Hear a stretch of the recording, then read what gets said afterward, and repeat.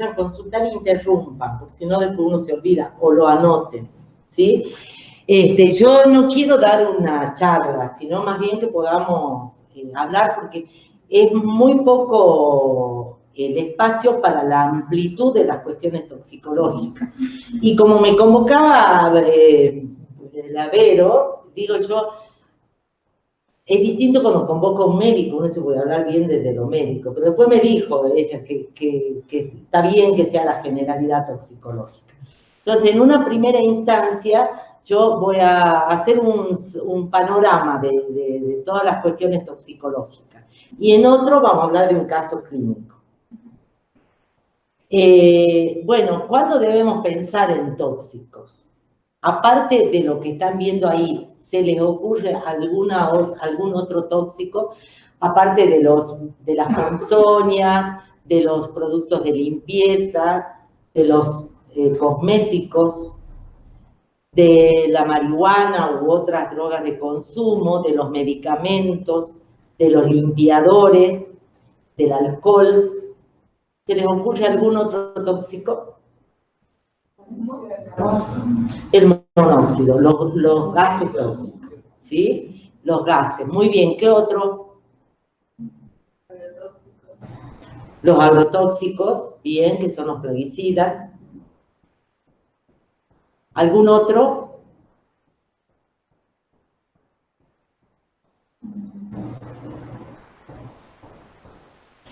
¿Ustedes creen que habrá algún riesgo de los test de yuyo, por ejemplo? Sí. Sí, bueno, eso también hay que tenerlo en cuenta, ¿no? Nada más que con los años hemos aprendido a que hay una palabra que uno no debe decir, que es prohibir, porque si no, aceptar que en nuestra cultura el yuyo está muy, muy aceptado, entonces damos la premisa a la mamá, por favor, si es un niño menor de 2 años, no le dé yuyo. Y explicamos por qué. Y es cierto, porque como cualquier medicamento, el principio activo, que puede ser bueno, o si es en exceso puede hacer daño, está en relación con la cantidad de kilos, con la cantidad de sangre que va a circular y todo eso. Entonces, un niño, si está deshidratado, si está desnutrido, es mucho más lábil que un adulto. Bueno. ¿Qué es una intoxicación? ¿Alguien se anima a decir con sus palabras qué es una intoxicación? Porque hemos hablado de los tóxicos.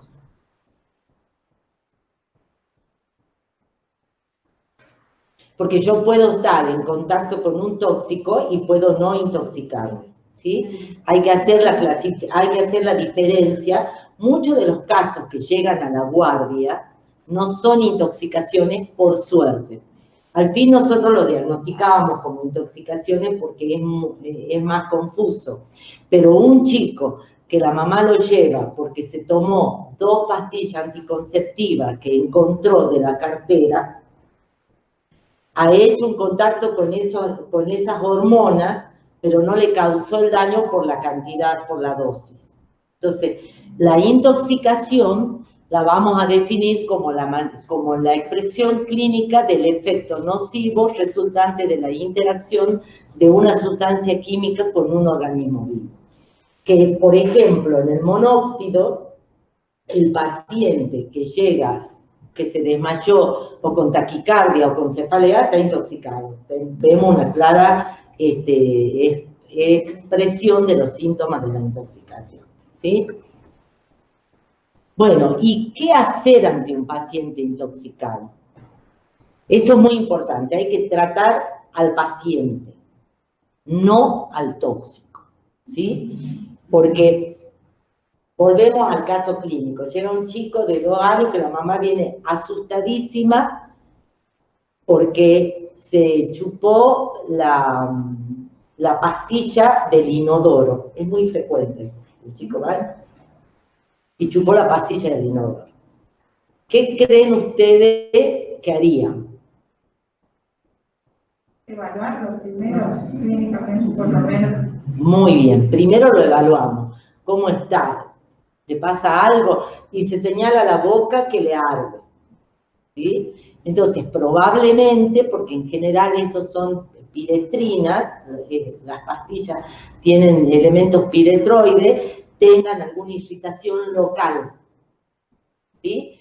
Entonces ese chico no le voy a hacer nada más que darle agua, calmarle el dolor con un ibuprofeno y controlarlo, mucho líquido y nada más, ¿sí? O sea, ver qué le pasa al paciente y razonarlo. La toxicología es, como toda la medicina, pero quizás más que nada una cuestión de razonamiento, ¿sí?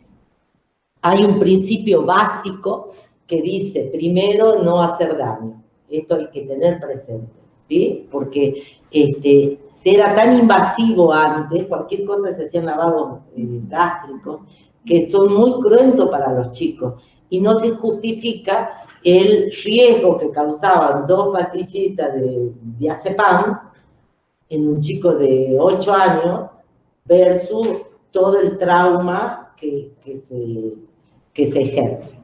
Bueno, ¿cómo pueden llegar los casos clínicos? Con una intoxicación confirmada, estos 2 chicos que vienen bajo el efecto de alcohol, o una sospecha de intoxicación.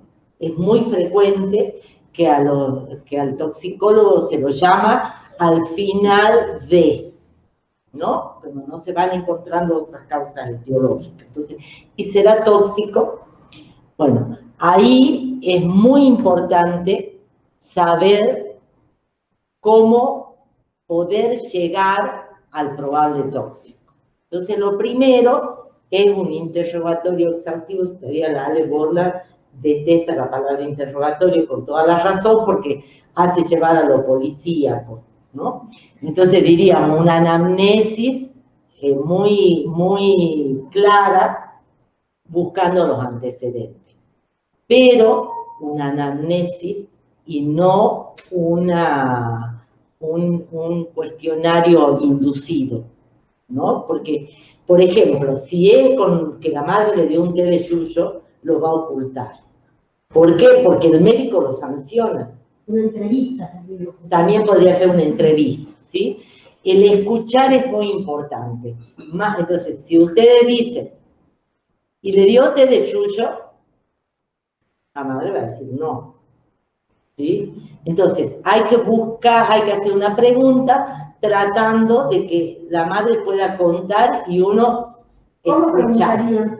¿Cómo se les ocurre? Ustedes son recreativos con eso. A ver, viene un niño que está, un chico de 1 año que ha estado con diarrea, deshidratado y tiene una acidosis metabólica. Yo soy la mamá. ¿Quién me pregunta? ¿Qué suelen utilizar en la familia cuando alguien está enfermo de esa manera? ¿Qué suelen utilizar? Yo no le he dado nada más que lo que me ha dicho el doctor. Bueno, antes de eso yo preguntaría, bueno, qué había estado comiendo, si había comido algo que ella considere que le pueda haber caído mal. ¿Comió algo en alguna comida que usted crea que le puede haber caído mal? Sí, el guiso que comió toda la familia. ¿Y consultó antes de venir acá a otro profesional o a otro lugar? Sí, lo llevé al médico de la salita. ¿Y le indicó algo el médico? Le puso una inyección, pero no me dijo que... No me dijo. Ah, no le dijo. El médico casi nunca te dice que... Bien. En casa, ¿usted le dio algo para intentar que le pase esta diarrea? Sí, le di unas gotitas que tenía de paratropina. ¿Usted usa estas gotitas siempre que tiene diarrea él? No, las gotitas son de mi esposo, pero ese día yo encontré y le di. ¿Cuántas gotitas le dio? ¿Recuerda? Muy bien. Sí, le di como 30. Bueno.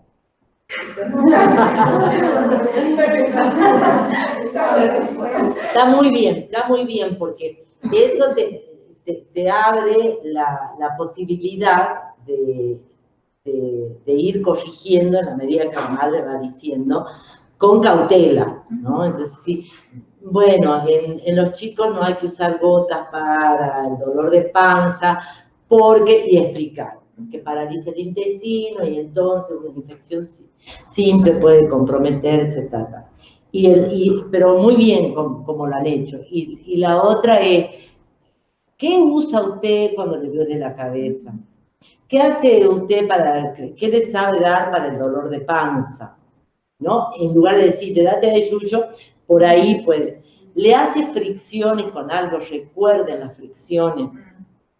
La piel es una puerta de entrada tan importante como la boca, ¿sí? Entonces, aún hay gente que tiene la costumbre de hacer fricciones con alcohol, con vinagre, ¿sí? Y esto puede aumentar o desencadenar la acidosis metabólica, ¿sí? Perdón, en particular, me pasó también cuando estaba en materno de un chiquito, hijo de padres separados, que también a veces frecuente, que justo ese día estaba a cargo del papá. Pero el papá se había ido a comprar, no sé, estaba en la casa y se quedó a cargo de la tía. Él llega, ya cuando sube a la sala, el motivo de consulta era, lo habían asumido como una posible convulsión, porque se había desvanecido mientras estaba jugando. A la anamnesis, cuando los primeros médicos lo reciben, me habían preguntado qué estaba haciendo. El relato de la tía era del papá, porque le había contado a la tía que estaba en ese momento, era de que él estaba saltando arriba de la silla y que en un momento fue como que se desvaneció, se golpeó la cabeza y se cayó. Se preguntaron por síntomas neurológicos, si había tenido algún movimiento de manos, de pie previo, y como que no estaba seguro porque no estuvo en el momento. Y de ahí vino la importancia de preguntar a veces si en la casa alguien tomaba medicación o otra, porque después la tía, cuando nos comunicamos con ella, es como, no, él antes de tener ese desvanecimiento ya daba insomnamiento. Entonces, en los pediátricos es frecuente preguntar, digamos, eso, porque después al final, cuando logramos que vinieran todos, nos dimos cuenta de que en la casa del papá vivía la abuela, y la abuela consumía benzodiazepinas.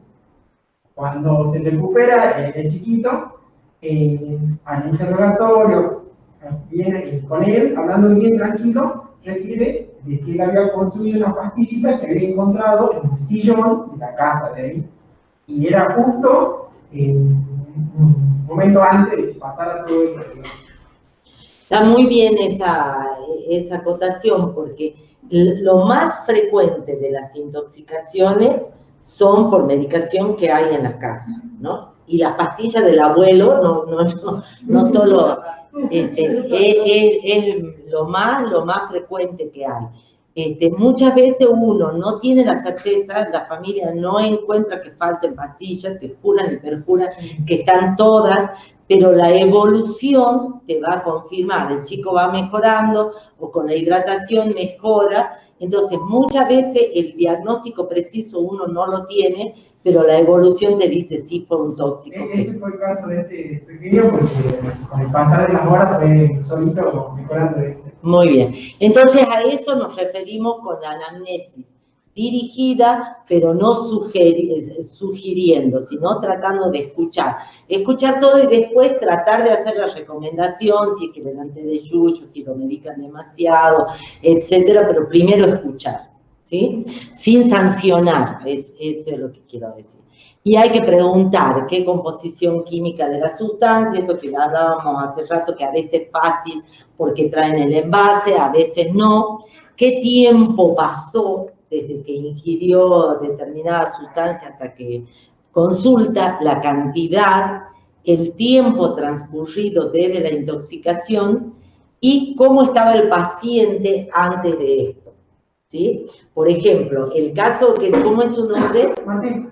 El caso que cuenta Martín, la mamá después recuerda, o los familiares, que el chico estaba mareado antes, ¿sí?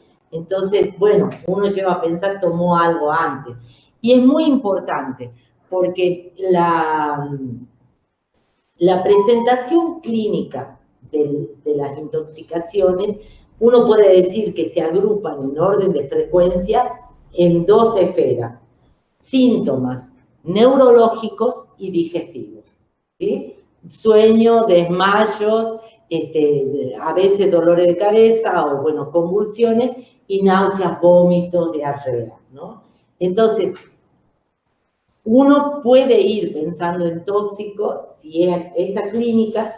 Segundo, si hay aparición grupal, por el caso de los gases tóxicos, si muchas personas en una familia tienen dolor de cabeza y vómitos, lo primero que se piensa es que algo les hizo mal en la comida, ¿no? Pero ojo, tienen que pensar que pueden estar que se han intoxicado con una misma sustancia, ¿sí? Entonces también pensarlo. ¿Y cuándo más? Cuando hay la enfermedad es de aparición brusca. Por eso hablábamos del antecedente, estaba mareado antes, bueno, sí se cayó. Pero dice, no, el chico estaba sano hasta que yo lo dejé en la vecina. Y cuando lo fui a buscar, estaba que caminaba mareado. La aparición brusca también me tiene que hacer sospechar en algún probable tóxico, ¿sí? Bueno, ¿y qué voy a hacer? No sé qué, porque todavía no tengo el diagnóstico, pero esto de aplicar la lógica, mirarlo al paciente, revisarlo, ver que respire bien, que no tiene ninguna obstrucción en las vías respiratorias, que la temperatura está bien, que el circulatorio está bien, o sea, el ABC, ¿sí? Y después voy a tratar de identificar el tóxico. Si ya sé qué es, me dice, se tomó un frasco del sulfato ferroso que le dieron al hermanito. Entonces, ¿qué voy a hacer ahí antes? A la par que voy decidiendo de cómo lo voy a tratar, tengo que sacar la cantidad que le corresponde por kilo. Porque en general, las intoxicaciones medicamentosas son benignas, en general, ¿sí? Pero recuerden, paracetamol y hierro son muy graves y tienen un primer periodo asintomático. Entonces, si este chico se tomó el frasco del hierro, ya tengo que sacar a qué dosis le corresponde por kilo, porque me tengo que anticipar, porque sé que después va a aparecer una insuficiencia hepática irreversible, ¿sí? Lo mismo con el paracetamol. Entonces, por lo menos esos dos recuerdos.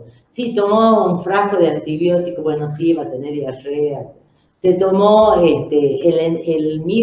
los medicamentos para el corazón, el ibuprofeno, o sea, tiene su riesgo agudo, ¿sí?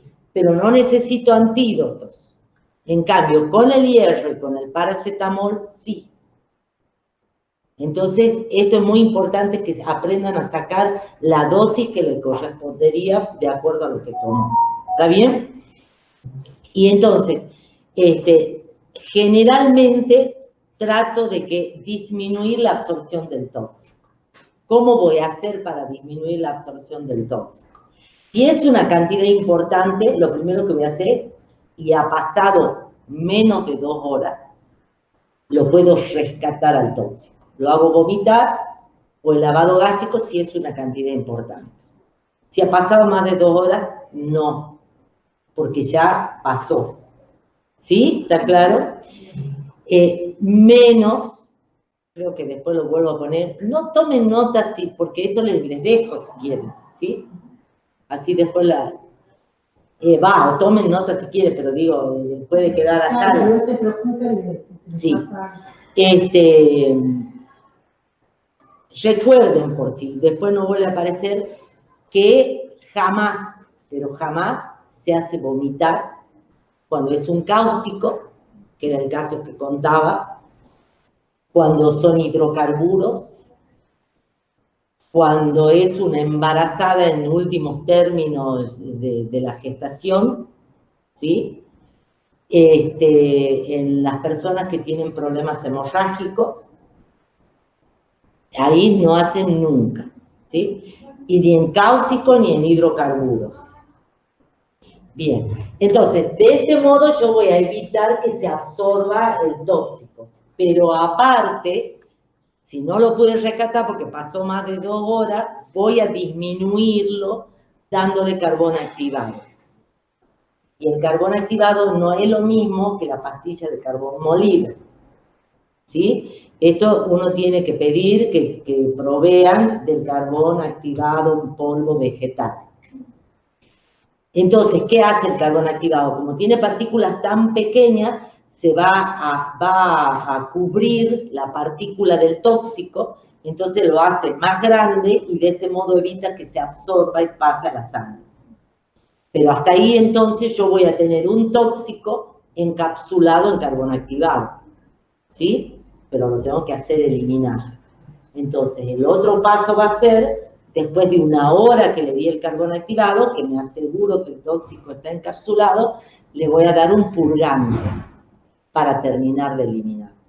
Es solo seguimiento del tóxico, ¿sí? Entonces, si yo le di carbón activado, le tengo que dar purgante. Si no, lo mandan a la casa con el tóxico y el carbón. ¿Se entiende? Tiene que eliminar, tenemos que ver que se produzca la catarsis. Eso sería el aumento de la eliminación del tóxico. Más abundantes líquidos. Si es un chico sano, que está bien, que traga, que no es un cáustico, le vamos a dar líquidos, ¿sí? No es necesario internarlo para poner el suero siempre. Ahora, si el caso lo amerita, porque es un tóxico, porque es un cáustico, que no le puedo dar a tomar, o porque está deprimido, o porque está vomitando, sí lo internaré y le pondré un suero generoso para hidratarlo y de ese paso aumentar la eliminación del tóxico. ¿Me siguen hasta ahí? Sí. Bueno, y el último es el empleo de antídotos específicos, que por suerte son muy pocos los casos que requieren antídotos específicos, ¿sí? Bueno, esto volvemos a repetir: la vía aérea permeable, aspirar secreciones, controlar la respiración, la circulación, constatar la presencia o ausencia de pulso, si están ausentes, iniciar de inmediato la reanimación con masaje cardíaco y respiración boca a boca. Depende de la disminución, depende de la vía de ingreso. Recuerde que la vía de ingreso puede ser inhalatoria, en el caso de los gases tóxicos, por ingestión, la cutánea, por eso siempre recuerden de las fricciones que las mamás hacen, y la transplacentaria, ¿no? ¿Cuál creen que de los tóxicos más comunes en el que tenemos transmisión placentaria? No es transmisión, es pasaje placentario. El monóxido. Muy bien. ¿Qué más? ¿Alcohol? El alcohol. El tabaco. ¿Sí? El alcohol, el tabaco. En el caso del monóxido, es muy importante que recuerden esto. Si ustedes asisten a una familia que se intoxicó con monóxido, los chicos son los primeros que hacen síntomas, que vomitan, que les duele la cabeza o que se desmayó. Y los adultos expresan menos y a veces, por la preocupación de los hijos, dicen: yo estoy bien, yo estoy bien, ¿no? Porque ustedes saben que el tratamiento del monóxido, ¿cuál es el único antídoto que necesitamos? El oxígeno. Entonces, hay que colocarle oxígeno. Si hay una mamá embarazada, la mamá, aunque ella diga que está bien, debe ser trasladada a obstetricia para que le hagan un monitoreo al bebé. Porque la placenta es un filtro tan bueno para el monóxido que el bebé puede estar dañado y la mamá sintomática. El bebé puede tener intoxicación, no dañado. Puede estar intoxicado y la mamá está sintomática. ¿Sí? Eso recuerde. Bueno, ¿y cómo voy a rescatar el tóxico, el jarabe de Ipeca y el lavado gástrico? El jarabe de Ipeca hemos utilizado algún tiempo en el hospital y después hemos dejado de usarlo porque hay que prepararlo y tiene un periodo se altera rápidamente, hay que tenerlo protegido de la luz, cada 15 días, bueno, era muy complicado. Así que después hemos dejado de usarlo, pero hay muchos centros del país que lo usan. Si ustedes usan el jarabe de Ipeca, recuerden que la Ipeca es tóxica. La uso para que vomite. Si el chico no vomitó, y lo tendrán que hacer un lavado, no lo pueden mandar, ¿sí? Y si usan la Ipeca, tienen que usar líquidos. Si son gaseosos, mejor, o sea, una gaseosa, y que el chico tenga movimiento. Eso va a ayudar a que pueda vomitar más fácilmente, ¿sí? Bueno, y el lavado gástrico, que ya hemos dicho que tiene que estar lúcido, que el tiempo de que tomó tiene que ser menor a 2 horas, excepto en los antidepresivos, en el acetil salicílico, en los opiáceos y en los anticolinérgicos. Entonces, si un chico tomó un medicamento en cantidad importante, que pueda ser tóxica, y pasaron menos de 2 horas, le voy a hacer un lavado gástrico. Menos de 2 horas. Pero si se tomó antidepresivos, dentro de los psicofármacos los más tóxicos son los antidepresivos. Si se tomó antidepresivo, puedo lavarlo más allá de 3 y 4 horas. Porque los antidepresivos, los opiáceos, los anticolinérgicos provocan una contracción del esfínter pilórico y retrasan la evacuación gástrica. O sea, sería el único caso que yo lo voy a lavar después de muchas horas. Pero siempre y cuando sean cantidades importantes, ¿sí? Bueno, y esto que ya les dije, están bien embarazadas, menores de 6 meses, o sea, no se usa ni Ipeca ni se hace lavar. No, pasa rápido. No se hace vomitar nunca en sustancias no tóxicas, de baja toxicidad, en hidrocarburos ni en cáusticos. Bueno, ¿y saben hacer lavado gástrico? Sí, algunos sí y otros no. A ver, los que sí.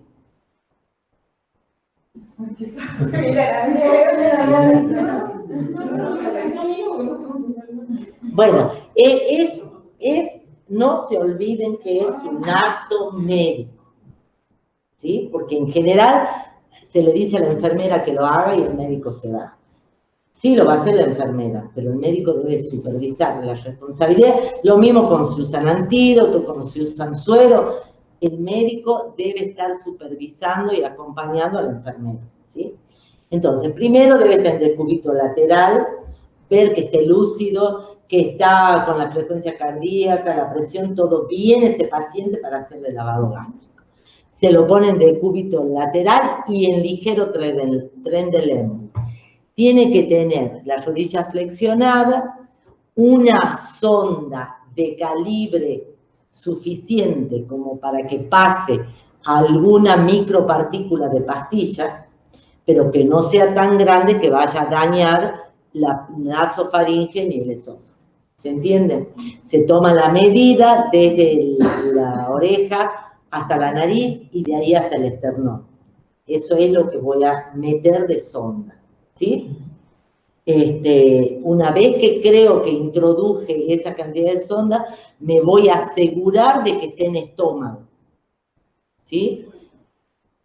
Si no, ¿qué? Muy bien, con el estetoscopio o aspirando un jugo gástrico, ¿sí? Con el estetoscopio insuflo aire y escucho, ¿sí? Bueno, y si hice lavado gástrico, voy a aprovechar por la misma sonda, paso el carbón activado. Si no hice lavado gástrico, le doy a tomar. El carbón activado se disuelve. Una cucharada sopera igual a 10 gramos.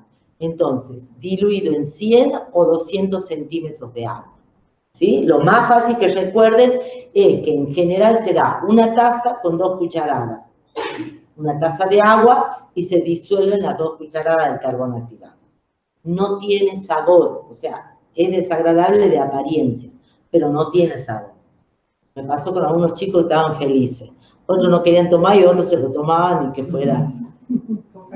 Exacto. Andy, siempre está disponible el carbón activado en todo centro de salud, ¿tiene? No sé, en los centros de salud no creo, en el hospital creo que sí. En los hospitales privados, no. Eso es algo que, bueno, nosotros acá en la presidencia también formamos gestores, ¿sí? Y eso siempre, ¿se acuerdan cuando verificamos lo que tiene que tener una guardia? ¿Sí? Entonces verificar que haya carbón activado vegetal, que el área también tenga, así como tiene que tener el insulino, y tenga también los antídotos para los ponzoñosos frecuentes en la zona donde esté.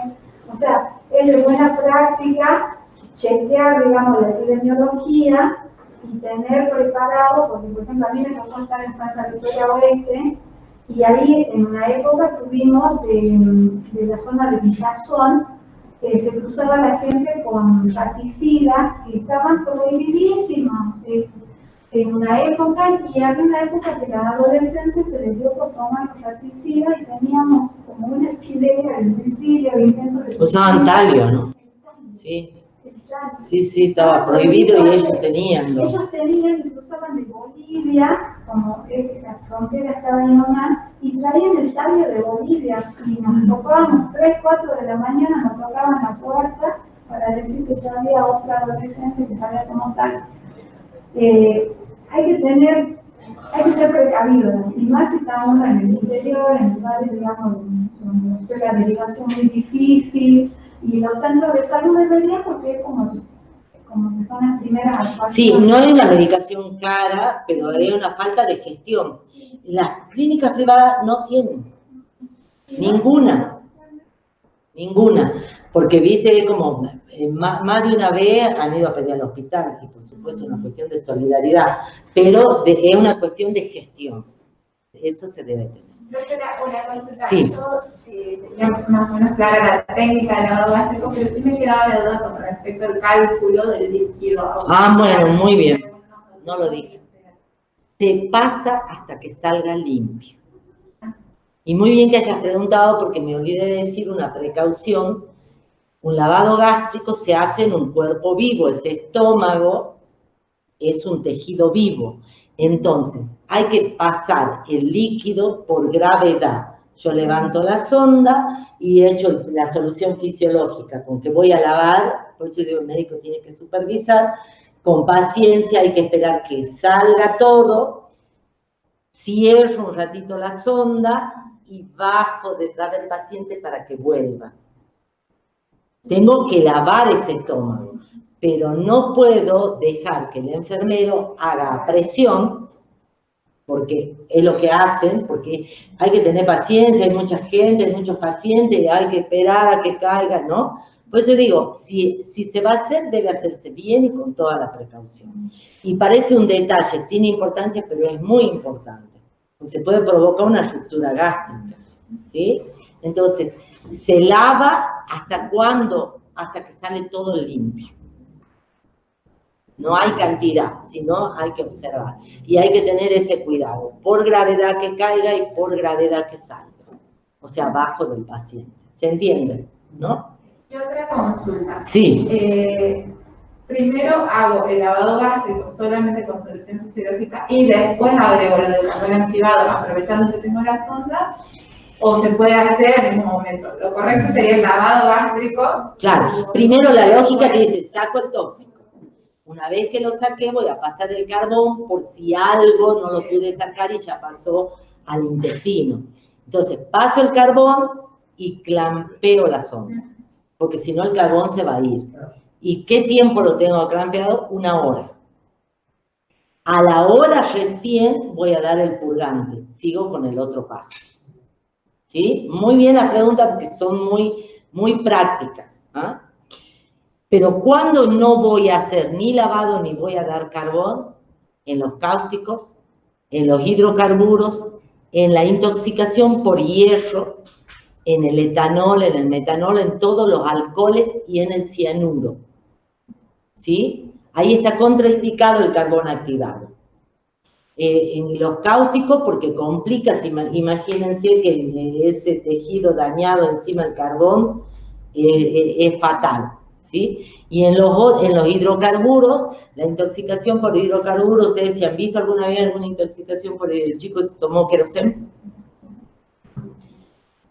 Puede llegar negro de la cianosis que provoca por la tos.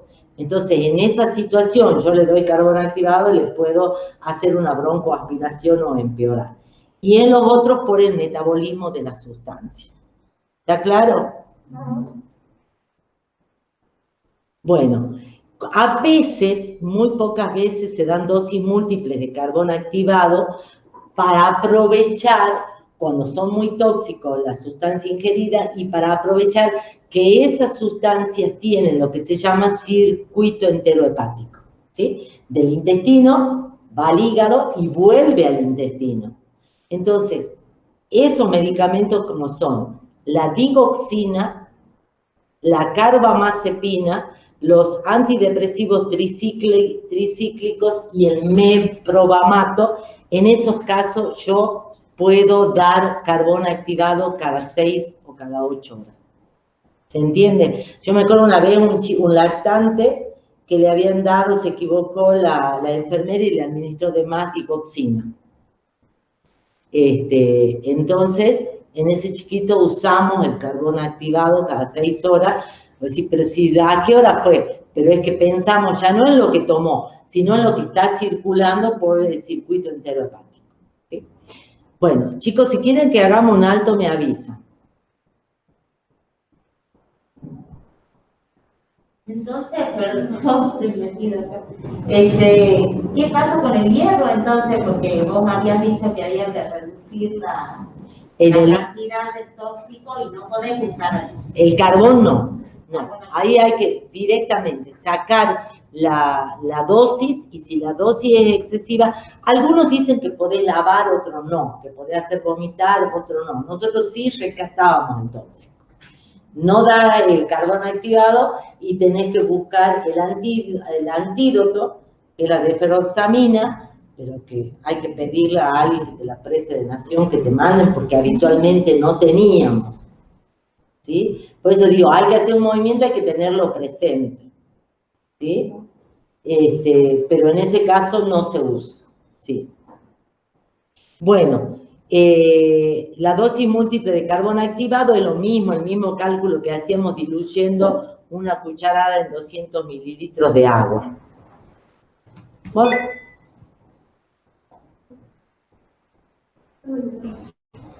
No sé qué me pasó que toqué.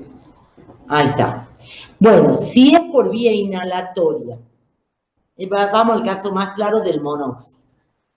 ¿Qué hay que hacer? Retirar al paciente del ambiente contaminado. Si ingresa a un ambiente contaminado, protegerse. Eso es para ustedes, para el personal de salud. Y ver que las vías aéreas del paciente estén permeables. ¿Por qué será protegerse?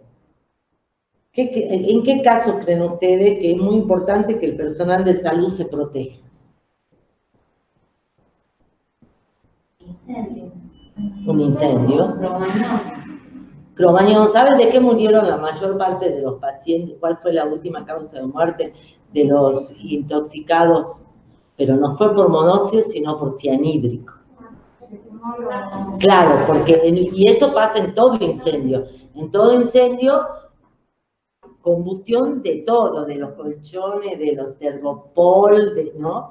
Y todas estas sustancias plásticas liberan muchísimo, una cantidad impresionante de químicos, pero de eso el más tóxico es el cianhídrico, ¿sí? Y el personal de salud tiene que protegerse. No la tengo acá el caso, pero el 27 de septiembre es el Día de la Concientización Ambiental. Hoy es el Día de la Salud, ¿no?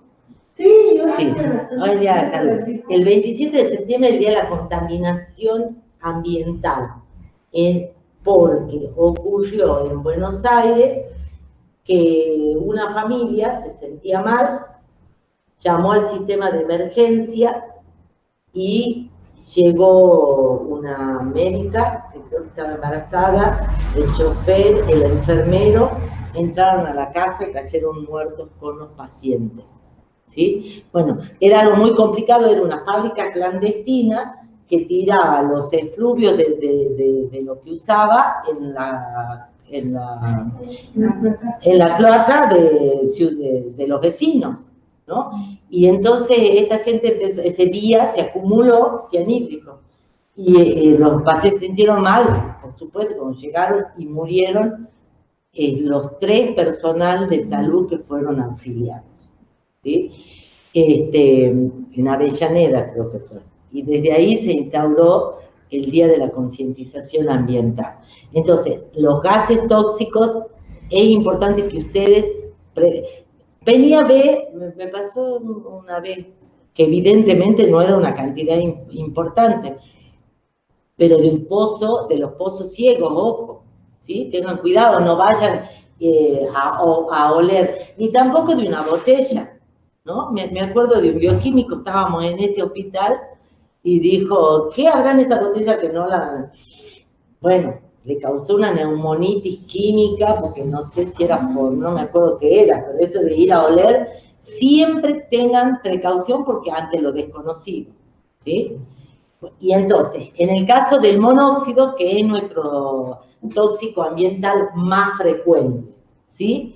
¿Cómo creen que tienen que hacer? A ver, lo llaman porque hay una familia que está, los chicos desmayados y la madre con dolor de cabeza. Y ustedes llegan a la casa. ¿Qué es lo que harían? ¿Cómo procederían? Ventilar el ambiente, retirarlo. ¿Cómo lo retiras? Si están desmayados, lo ideal sería en camilla. Pero... En camilla. Y si están caminando, lo alza. Que alguien lo alza. No caminando. ¿Por qué? ¿Y por qué no lo hacemos caminar?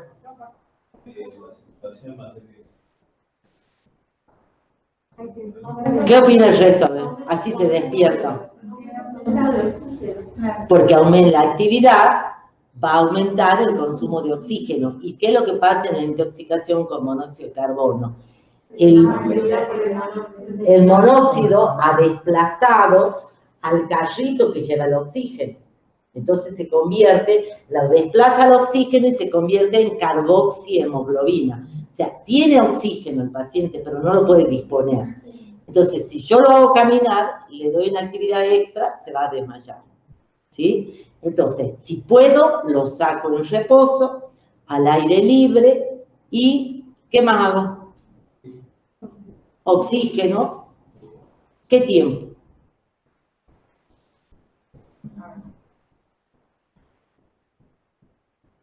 Oxígeno a flujo alto, una concentración del 100%, hasta que el paciente no tenga síntomas. Pero hay que ser muy criterioso. Las normas, esas que bajaban, esos azules están las de monóxido y todo. La norma de Nación dice, la intoxicación por monóxido puede ser leve, moderada o grave. Están todas las sintomatologías. Pero así como muy sintético, muy resumido. Si un paciente tiene náuseas, vómitos, síntomas digestivos, un poco de dolor de cabeza, nada más, podemos decir que es leve. Si el paciente tiene alguna sintomatología cardíaca más las anteriores, taquicardia, hipertensión, es moderada. Si hay lipotimia, es grave. O sea que cada vez que llegaron a un lugar donde lo estaban desmayados, era una intoxicación grave. No hemos aprendido nosotros con los años a ser a aprovechar la semiología porque no teníamos dosaje de carboxihemoglobina. Si uno tiene dosaje de carboxihemoglobina, lo hace por el dosaje, pero como no, y lo mismo le va a pasar en el interior por la clínica.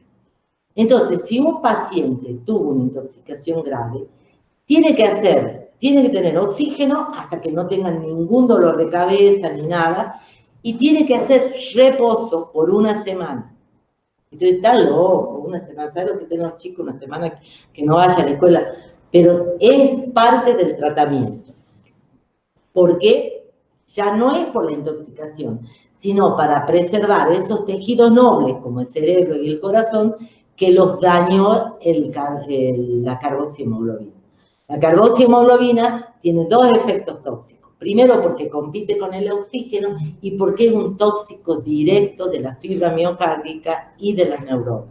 Entonces, como yo digo reposo, es para preservarlo de ese daño y permitirle que se recupere.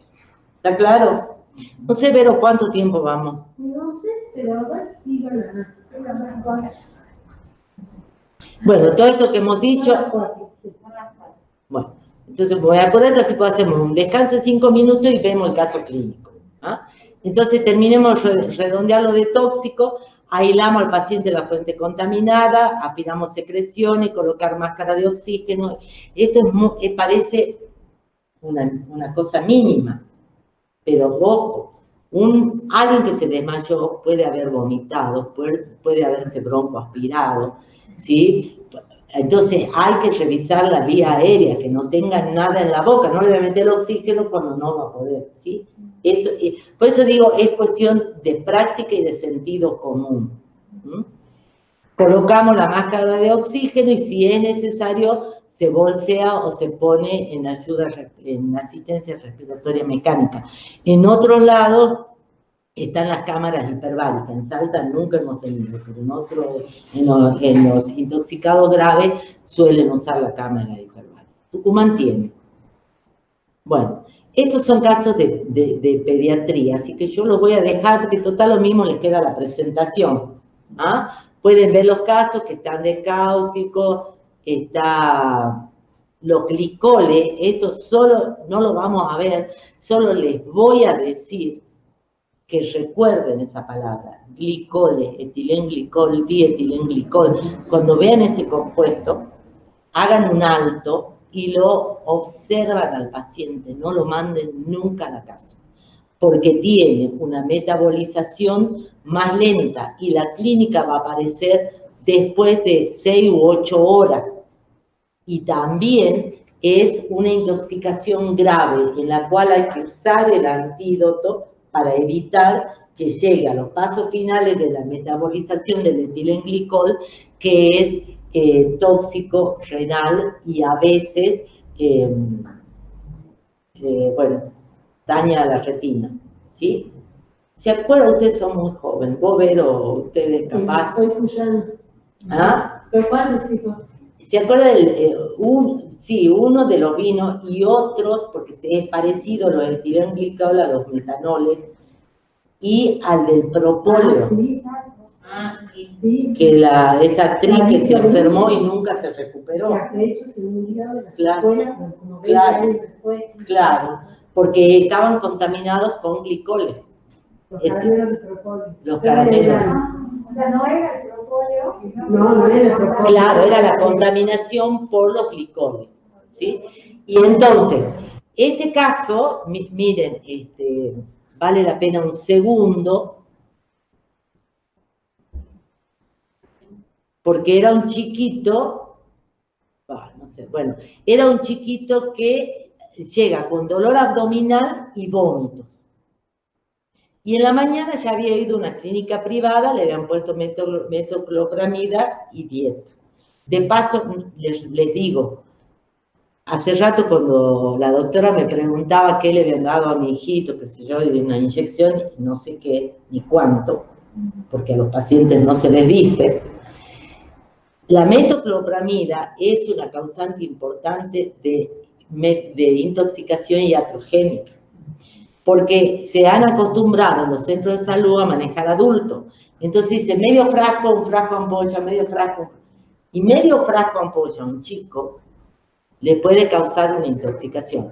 Más de una vez hemos visto intoxicados que han llegado como síndromes convulsivos con clínicas de extrapiramidalismo, que era la metoclopramida que nos han puesto en el centro de salud.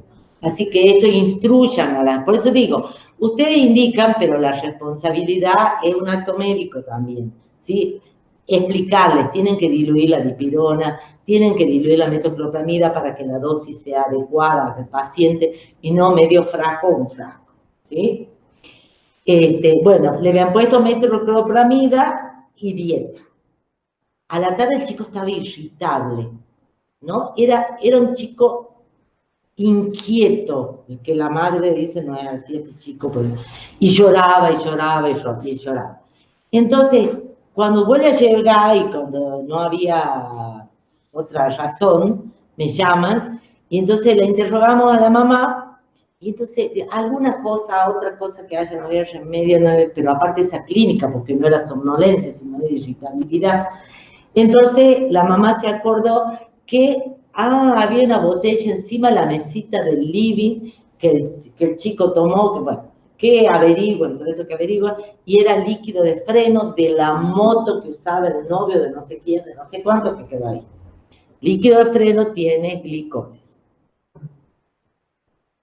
Así que eso recuerden, yo también vi, un chico se murió porque llegó tarde, también había tomado líquido de freno. Así que cuando trabajen en prevención y tengan familias que son mecánicos, adviertan de todos estos riesgos, porque la gente no sabe, no tiene idea de la peligrosidad, ¿sí? Los productos para el cabello, para las bases, ojo, hay productos muy tóxicos, ¿ah? Entonces hay que enseñar que todo eso tiene que estar alto y en lugares seguros. ¿Y cuál es el antídoto de los glicoles? Bueno, esto lo leen después si quieren bien, pero es alcohol, recuerden, ¿sí? Se trata, esta intoxicación se interviene en el metabolismo del etilenglicol con etilterapia, se le da alcohol etílico, ¿sí? Siempre lo hemos usado vía oral. En Buenos Aires tienen ampollas, nosotros siempre hemos usado vía oral, alguna vez hemos usado whisky, porque otra vez hemos usado el alcohol con jugos de naranja, se saca, ahí está cómo se puede sacar el cálculo. ¿Sí? Exacto, salía Chela, la enfermera decía...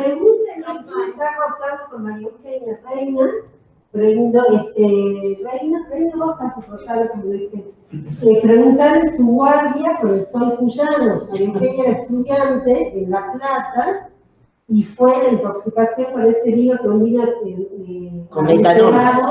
Eso tiene el metanol. Con metanol, y que les daban el alcohol y todo, el pabellón del hospital, alcoholizado. Claro. El metanol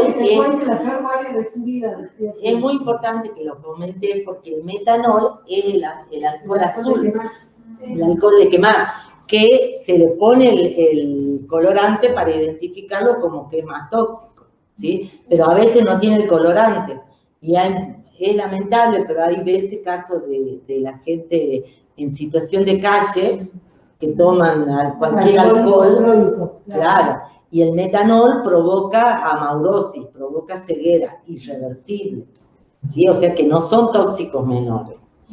Y antes se hacían paños para bajar la fiebre con alcohol, que a veces era etílico y a veces era metanol, ¿sí? Así que esto hay que tenerlo muy, muy en cuenta. Bueno, ahí está toda la fórmula, cómo sacan el cálculo, y bueno, y ahí están los raticidas, que yo quiero hacer un alto para que veamos un caso clínico. Se pueden levantar, hacer flexiones, tomar aire, así combaten el sueño. Hay muchos de postguardia.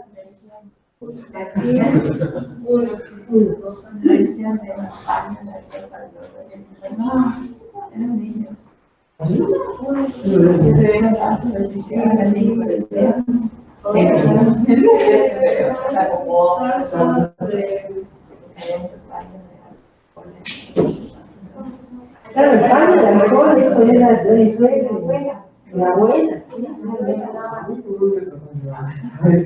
Uno piensa en las abuelas y dice, ¿cómo nos hemos salvado? ¿No?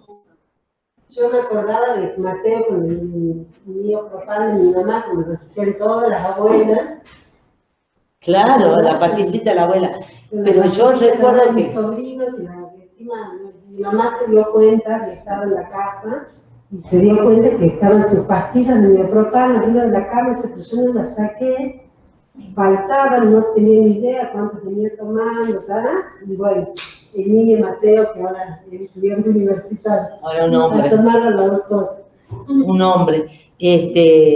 Cuando éramos chicas, mi mamá nos ponía querosén por los piojos en la cabeza. ¿Cómo no hemos visto? Yo digo, ¿cómo? Y bueno, es lo que se hace. Mi mamá también me ponía el de, ¿cómo es? Ray. Ah, peor todavía. Mi hermana se puso ray de maestra jardinera, se llenó de ray, se puso una toalla y se fue a dormir. No, señora 25 grande. años tenía por ahí. Hemos sobrevivido a esas prácticas de la madre y abuela. En las rotaciones de la universidad me tocó una muchacha de un mes, y ahí estaba el problema porque le habían dado té de coca. Pero era una familia, digamos, de pueblos originarios. La abuela, digamos, era la más sabia de la tribu. Como la bebé estaba con cólicos, según ella, le dio té de coca. Le dio varias veces té de coca y ella llegó con el desequilibrio electrolítico severo. Claro, la niña estrellada era el más común. Sí, el aní, y ¿sabés cuál es el peor para mí? El paico. El paico, recuerden que el paico es salicílico. Tiene salicílico. Se frotan algo con la piel para que sean los poquitos. Debe tener fuerte olor, lo usan como otro, lo frotan. Sí, sobre todo en los lactantes, ¿no? El otro día en mi consultorio yo me reía porque llegó un chico y a mí me encanta ayudarle a mi abuela a juntar las plantas. Ah, qué lindo, tener muchas plantas, me encanta el paico, ¿no? Entonces yo me quedé muda. Y tu abuela no vendía antes, tiene paico, cedrón, poleo, todo esto. Digo, bueno, pero por ahí era así, robusto, ¿no? Bueno, por ahí podés tomar un té, pero no tomé de paico. A mí me encanta el paico, dice la madre. No le damos, dice la madre. A mí me encanta el té. ¿Qué le va a decir esa altura? Digo, bueno. Pero también yo no cuando vivía con una chica, no sé si ahora ven así, durante la lavandina de Eso me traía un taller. La chiquita queriendo dormir con los dientes. Sí, bueno. Me traía un taller. Sí, yo también hacía así, la tenía así como esos cosas de... Sí, pero no pasa nada. Tú lo ves que tenía un piquito así. Ah, sí, El piquito, un piquito. Pero ella se fue a la ventana y vamos a llegar nuevamente con mi hermano y fue a la puerta del médico en el auto con la bolsa de compra y saqué la lavandina.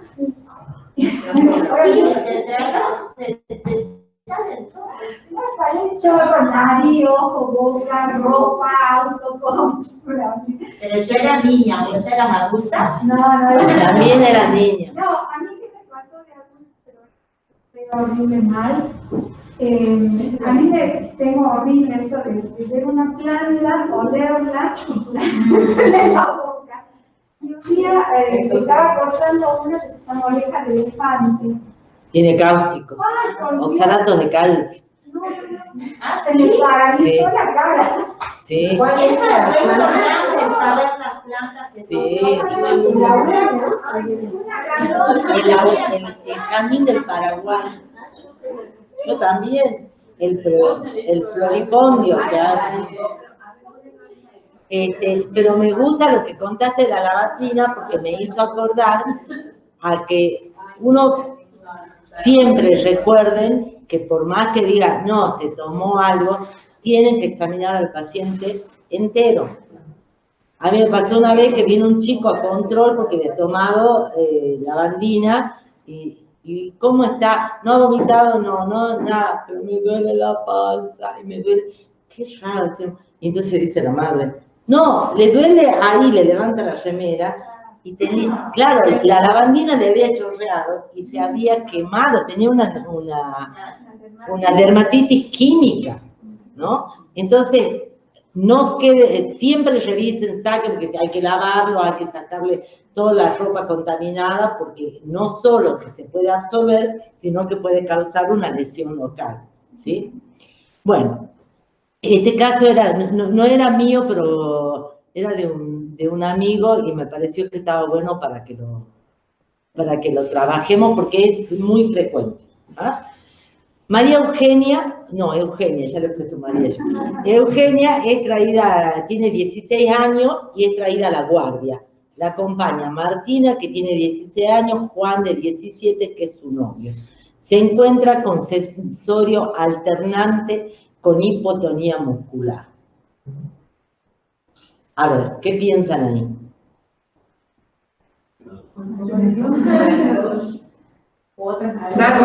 Alcohol, muy bien. Puede ser alcohol, ¿qué más puede ser? Hasta ahí no sabemos que viene acompañada. Marihuana, no tanto, me parece. Una benzodiazepina puede ser, con hipotonía muscular, sí. Pero ustedes porque están en clase de tóxico. Pero también pueden ser cosas que no sean tóxicas. Un TEC, puede ser un TEC, una encefalitis, por ahí un debut de una enfermedad muscular, raro, pero bueno, puede ser una hipoglucemia, también. O sea, tenemos una paciente, no sabemos, pero debemos revisar toda una serie de diagnósticos diferenciales, ¿sí? Entonces, ¿qué vamos a hacer? Vamos a preguntarle con quién trae. ¿Qué le vamos a preguntar?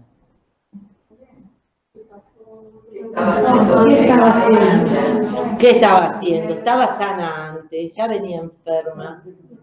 ¿A qué hora empezó? Eso, ¿a qué hora empezó? ¿Por qué viene con su madre? ¿Cómo? ¿Por qué viene con los chicos y no con su madre? Está bien. ¿Qué estaba haciendo cuando empezó con los síntomas? ¿En qué contexto estaba? ¿Dónde estaba? Bien. Si tiene alguna enfermedad previa, ¿sí? Si toma alguna medicación de rutina, si es alérgica, etc. Muy bien.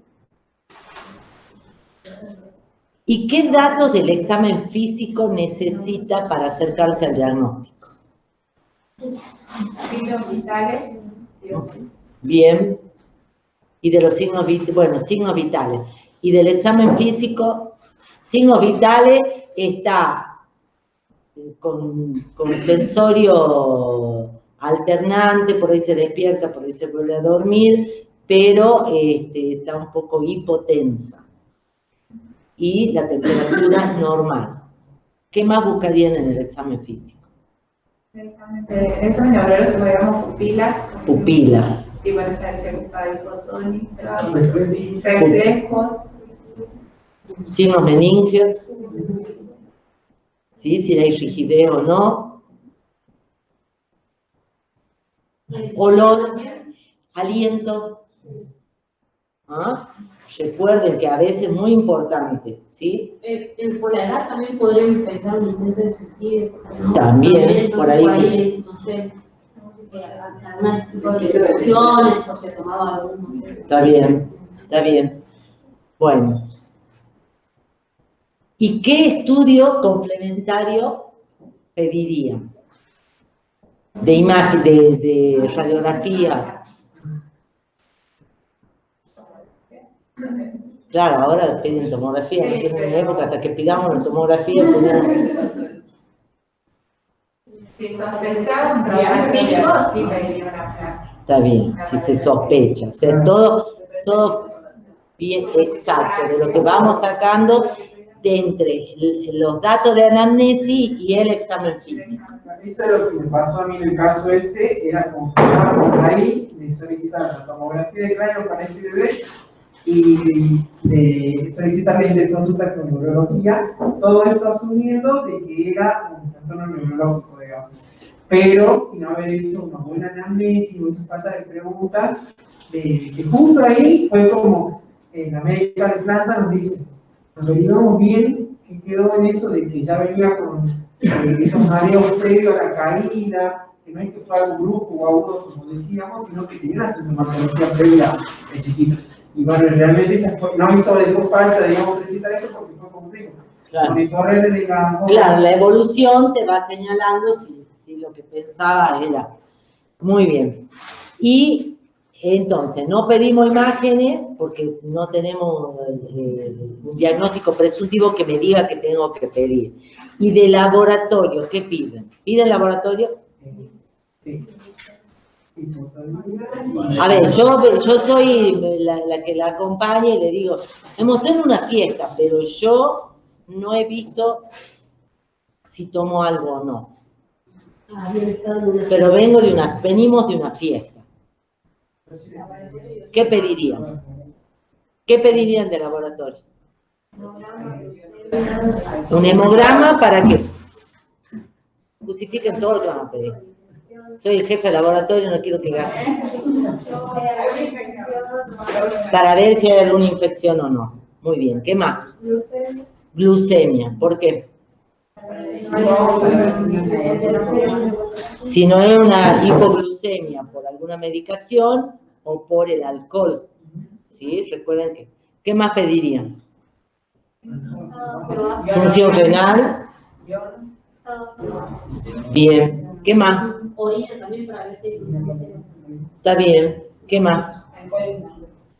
Sí, pueden hacer dosaje de alcohol, pero primero veamos esto. Y del laboratorio de ingreso, una cosa más.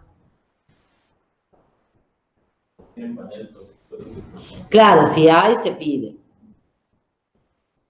Pero no me refiero a eso, dentro de la química que pedirían, que los puede orientar. Eso, una CPK. Una creatinfosfoquinasa. Porque recuerden que esto te va a medir la destrucción muscular intensa, ¿sí? En algunas drogas, sobre todo con la cocaína, o en las anfetaminas, o en los estimulantes, va a encontrar un aumento importante en la CPK, ¿sí? Bueno, entonces, hemograma, hematocrito, hepatograma con gamma GT, eso no se olviden, la gamma glutamil transpeptidasa es un sensor del consumo de alcohol, ¿sí? Glucemia, ionograma, calcio, magnesio, gasometría, urea, creatinina, ácido úrico y lipidograma.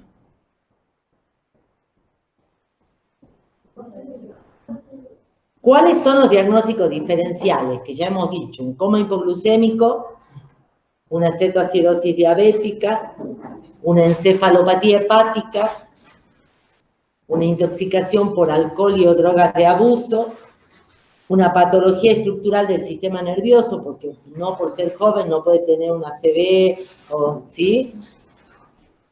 Un traumatismo cráneoencefálico, y ahí algún otro estudio de laboratorio, y ahí recién vemos si podemos hacer alcoholemia o dosaje de drogas de abuso en orina. Cuando yo estaba en el hospital, habíamos logrado que nos compren el kit, que es solo cualitativo, no es cuantitativo. Es una cintita que ponen en la orina, ¿sí? Pero por lo menos te orienta, porque muchas veces uno apunta a las drogas de abuso y no hay, o bien al revés, ¿sí? Bueno, ya esto me pasa. Bueno, muy bien. Entonces, tenemos una glucemia de 55, una urea de 60, un iono normal, no, una hiponatremia, una GOT 145, una GPT de 132 y la CPK de 532. Ácido úrico de 11, colesterol 132, triglicéridos 50, HDL 55, LDL 100, el calcio 726. Entonces, el diagnóstico va a ser, no sé qué hago con él. Ahí está. El diagnóstico va a ser intoxicación por alcohol moderada a grave. ¿Qué hacemos? ¿Cómo tratamos? Porque esto es de todos los días. Es lo que más van a tener de tóxico. ¿Qué hacen? Hidratación, el ABC, repasen la vía aérea, que respire bien, que se oxigena bien, ¿sí? Eso que dije, oxígeno, me he hecho acordar otra cosa importante, no que ver con el alcohol, pero sí con el monóxido. Porque ahora que hay oxímetros en todos lados, creen que poner el oxímetro le está ahorrando un montón de evaluación de signos. En el monóxido, el oxímetro no le sirve, porque mide el oxígeno, y el paciente tiene oxígeno, ¿sí? O sea que no se confíen porque satura bien. La clínica es lo más importante, ¿sí?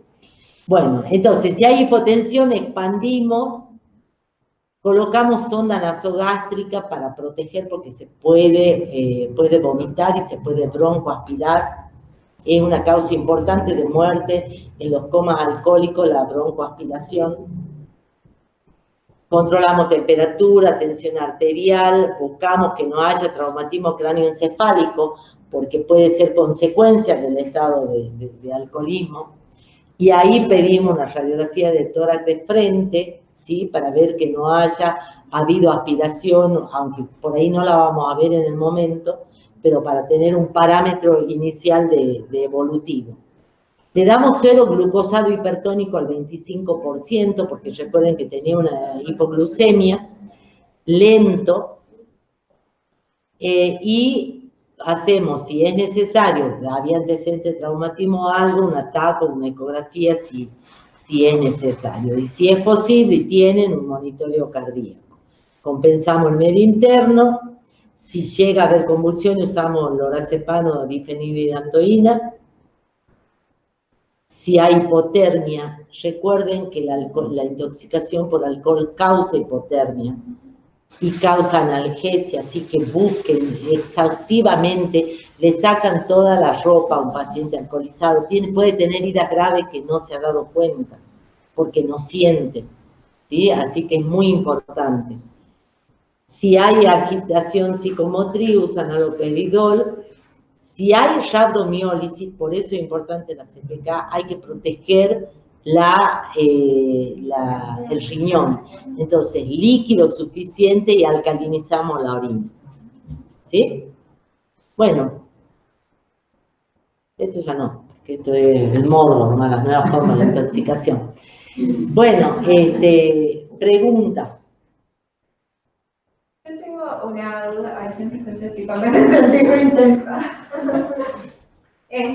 Un paciente que me tocó en una ocasión, un paciente de 19 años, que ya tenía el tratamiento psiquiátrico con diazepam, llega porque estaba en una fiesta, había consumido mucho alcohol, no estaba en un grado de inconsciencia todavía por el alcohol, pero en la fiesta refiere que se pelea con otro grupo de chicos, entre lo cual lo golpean en la cabeza con una botella partida.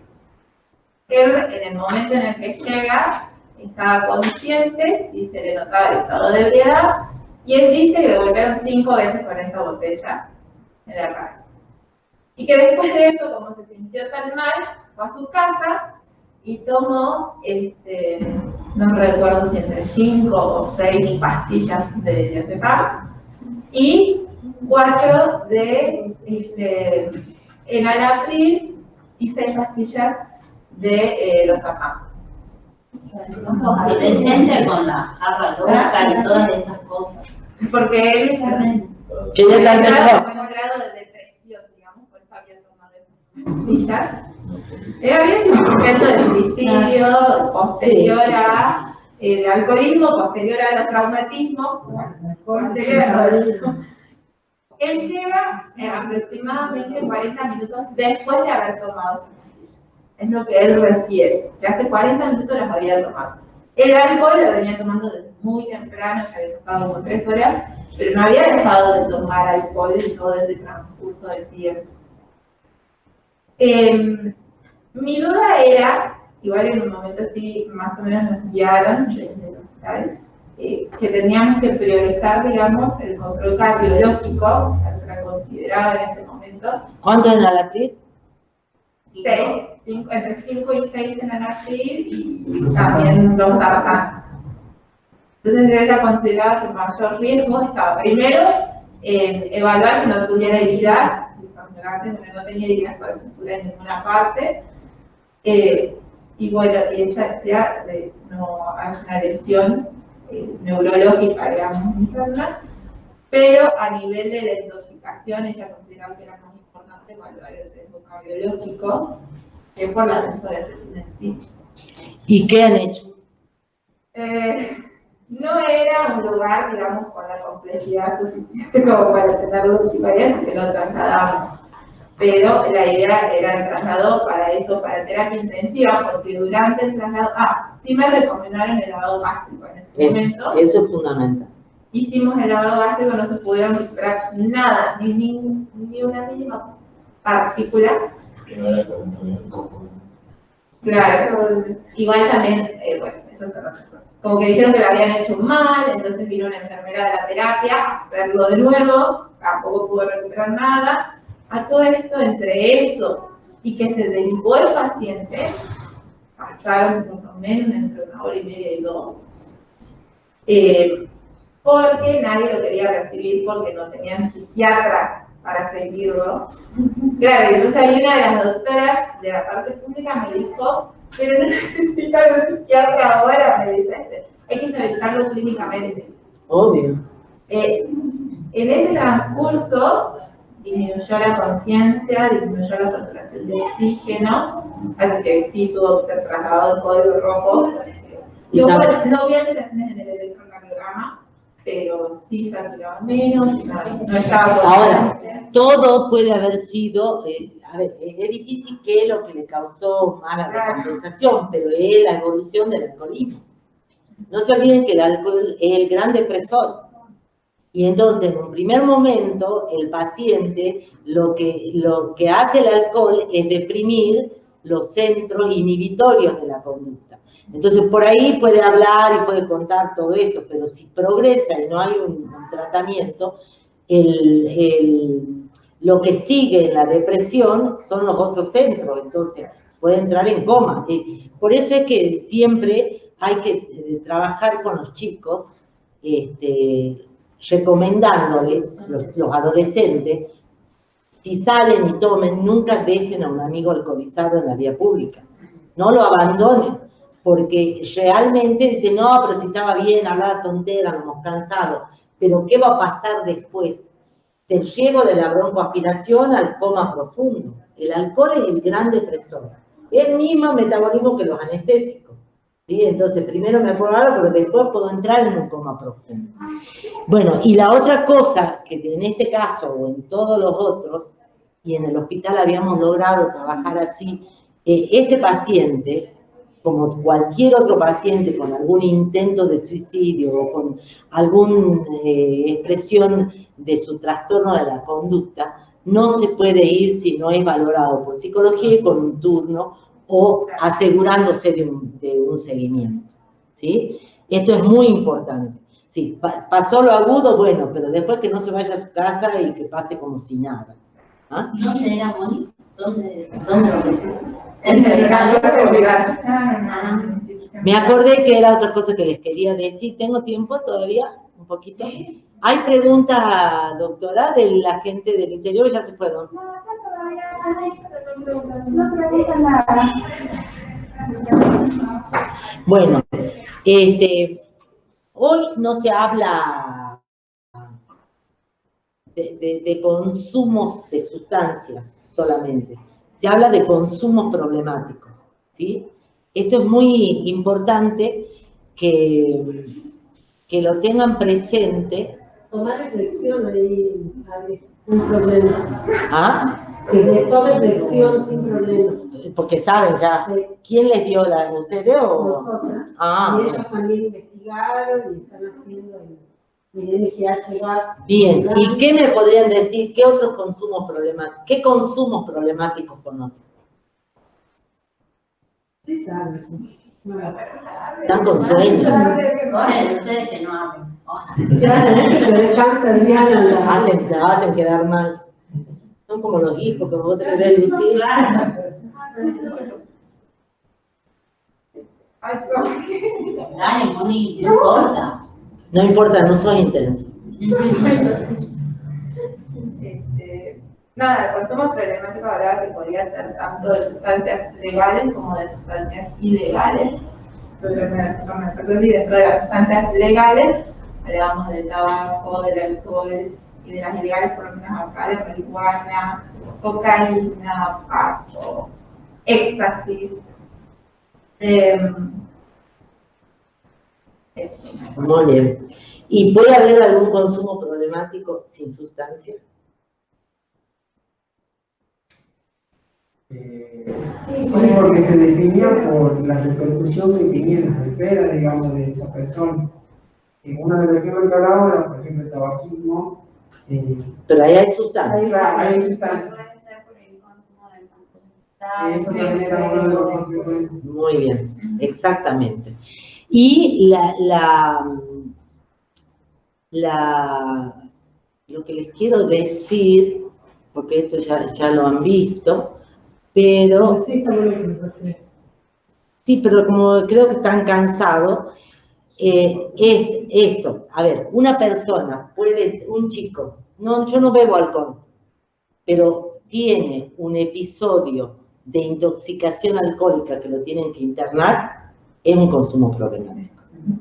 Un menor que consume es un consumo problemático. Una embarazada que consume es un consumo problemático, es una entidad que requiere una alerta y la intervención de otros profesionales que no son solo ustedes. ¿Sí? No se puede solo, porque uno se va a tragar muchas cosas importantes que tienen que ver con el paciente. Todos estos casos son para trabajarlo con otro profesional, psicólogo si tienen, asistente social, psiquiatra, lo que haya, pero otra mirada.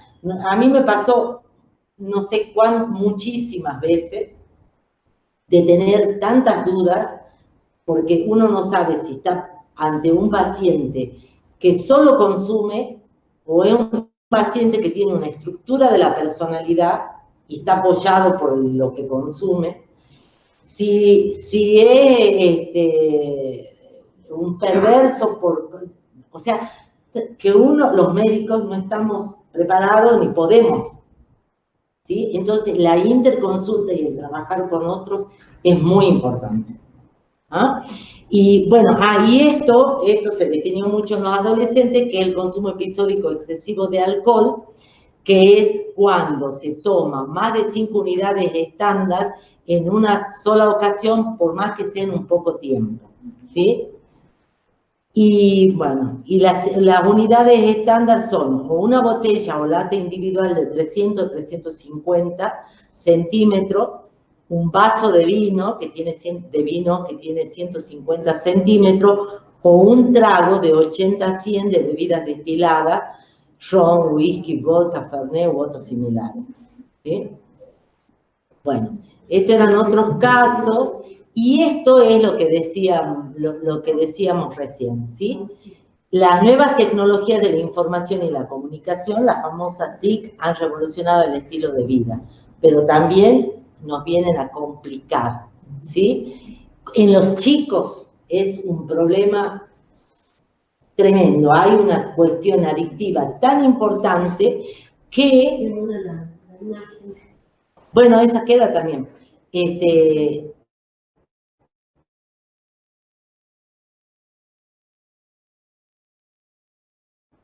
la coca, el celular,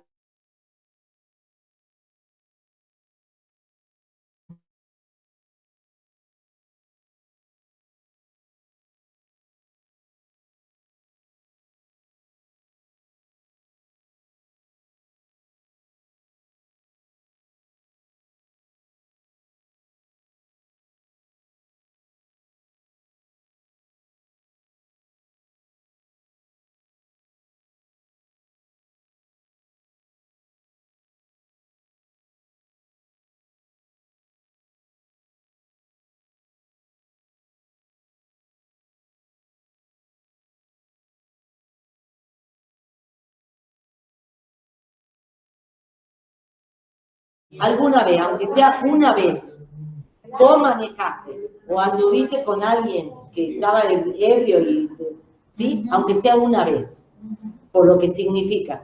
Yo siempre cuento que iba un día en la calle, y iba, esto que van hablando por celular, y que la conversación deja de ser personal para ser de todo. Y entonces este era un hombre grande, no era un adolescente. Y decía, no, yo con el auto nuevo, ni en pedo me subo ebrio, voy en la moto. Porque el auto vale más que él. ¿Entienden lo tremendo que significa, no? Bueno, después relax, si consumiste alcohol o droga para relajarte o sentirte incluido en un grupo, alone de solo, si tomaste alcohol, droga estando solo, del olvido, forgotten, si te olvidó de lo que hiciste bajo el efecto de alcohol o droga, que no es algo menor, porque te va a medir el estado de ebriedad.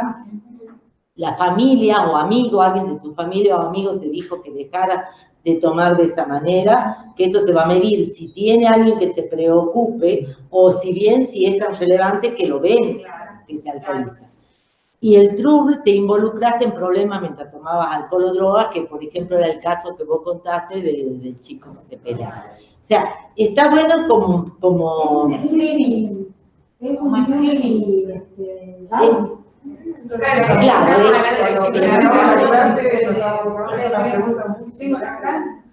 además que la ONU se te da un tiempo En los últimos... es solo una ayuda, memoria y un instrumento, ¿no? Por ahí está bueno para que hagan un trabajo con los adolescentes de su sector de influencia, digo, ¿no? ¿Van a alguna escuela o algún colegio? No, bueno, nosotros tenemos que presentar un trabajo de investigación ahora a mitad de año, y bueno, es muy el tema que yo elegí, el consumo episódico excesivo de alcohol, y bueno, estábamos ahí en la búsqueda del instrumento, y bueno, Está bueno porque es simple, ¿viste? Bueno, después me contás. No, ya me incluí con ustedes acá. Y en la técnica, ¿de qué base va a tener? La técnica, lo que... de Salvemos, que tiene muchos chicos. Qué bueno, sí. Sí, la técnica de Salvemos mucho. Bueno, y esto que no los quiero aburrir, pero el incorporar, aunque sea en nuestra estructura mental, el modelo de reducción de daños. Hay que olvidarse de la prevención primaria, porque no sirvió nada lo que se hizo en prevención primaria, al punto en que estamos con el estado de consumo. Lo que se hace prevención secundaria o terciaria a veces. Pero bueno, hay que admitir que uno no tiene el poder de modificar todas las cosas. Y que hay que aceptar que este paciente, el que consume lo que sea, debe estar incluido en un sistema de salud, debe estar apoyado, ¿sí? Aunque sea para reducir daño. No digo algo tan ambicioso como en otros países, que se le va a dejar consumir con drogas cuidadas, esto, que no me parece mal, ¿sí? Sino que no estaría en nuestras posibilidades de recursos, pero sí es importante incluirlos y tenerlos en cuenta, ¿sí? Como bueno, para alguna vez un proyecto o alguna cosa, sería importante que esté. Lo de la mirada transdisciplinaria e interjurisdiccional, esto ustedes lo saben mejor que yo. Lo que les quería contar, y pensé que estaba aquí, no, es que el problema de los TIC y el consumo es tan importante que en Japón hay centros de rehabilitación para la adicción a la tecnología. Así han reproducido como lo que eran las comunidades terapéuticas para las drogas de abuso, así, entonces los internan en una casa que no tienen recursos tecnológicos y así, tal cual. Tal cual.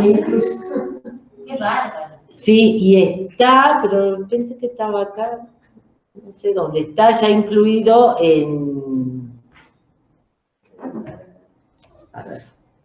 En el DSM-4 está incluido la adicción a las TIC. Pero parece que no está acá. Bueno, capaz que lo pasé. La verdad es que está muy naturalizada también por los padres, ¿no? O sea, no se la ve con espanto. No. Que un chico no practique deporte, que un chico deje de estar con amigos de carne y hueso, digamos, hay como un adormecimiento ahí en la otra generación, bueno, que también estamos mucho con los celulares y todo, pero no está, habría que desnaturalizarlo en la sociedad, o sea, empezar a... Claro, es como una lucha muy desigual, ¿no? Poco vas a poder hacer, pero el médico o el profesional de la salud tiene la responsabilidad de señalarlo, ¿sí? Desde que el chico entra a un consultorio con un celular, ¿sí? No, porque no, bueno, pero hay que señalarlo es la misma responsabilidad cuando van a ir a decir, ojo con el líquido de freno del motor que es tóxico. Bueno, tenga cuidado con este celular porque no está preparado, el tiempo que va a usar, etc. Eso es parte de la responsabilidad también. Y ve acá, en el 2013 el DSM-5 había incluido el trastorno asociado al juego en línea, en su sección reservada a las condiciones que requieren más estudio. Sí. Bueno, chicos, gracias por pelear el sueño. Los veía pelearle al sueño y digo que me acordaba que feo que la siesta cuando se está posguardia. Bueno, me alegro. Sí. Seguramente, y tu contacto para que cualquier cosa, si les toca por ahí en algún momento los chicos están en la parte rural o... Bueno, la Vero lo tiene. Sí, yo lo Esto ¿sabes qué? Como tenés un pendrive porque Y dejarlo ahí guardado. Es la mía. Ahí dicen de Tartagal, muchas gracias, muy interesante. Bueno. Estaban conectados la doctora Quintero, Javier, Rodríguez, Miranda y González. Bueno, muchas gracias. Muchas gracias, le hacen llegar la presentación.